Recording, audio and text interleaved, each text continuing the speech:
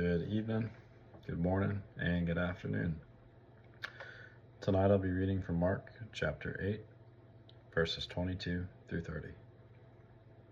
They came to Bethsaida, and some people brought a blind man and begged Jesus to touch him.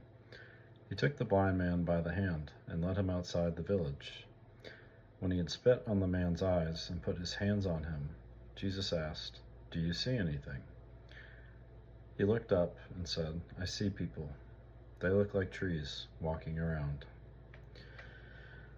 Once more, Jesus put his hands on the man's eyes. Then his eyes were opened.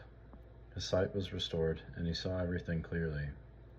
Jesus sent him home, saying, "Don't even go into the village." Jesus and his disciples went on to the villages around Caesarea Philippi. On the way, he asked them, "Who do people say I am?" They replied, "Some say John the Baptist, others say Elijah, and still others, one of the prophets." "But what about you?" he asked. "Who do you say I am?"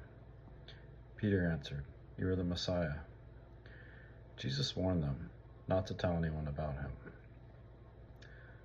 Why did Jesus spit on the blind man's eyes? This comes from verse 23. Jesus, with his divine powers, certainly did not need to spit in order to heal blindness. Several Roman writers, as well as Jewish rabbis, considered saliva to be a valid treatment for blindness. It may be that, in this case, Jesus recognized the man's need for increased faith and offered this physical action to raise his expectations. If so, the man's spiritual sight was strengthened. His physical sight was imparted to him. Now the question from verse 25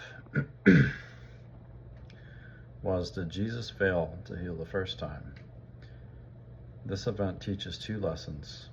Jesus heals people in a variety of ways. In this case, he used a two-step process.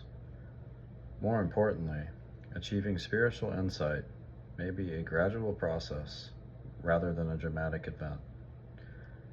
The disciples, like the blind man, had a measure of insight, but still needed the help of Jesus for further understanding.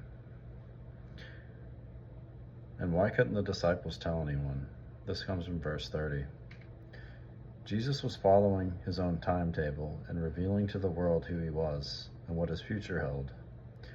While his disciples thought the Messiah would expel the Romans and establish a politically independent Israel, Jesus was more concerned about fulfilling his mission of dying and rising from the dead. God bless you guys.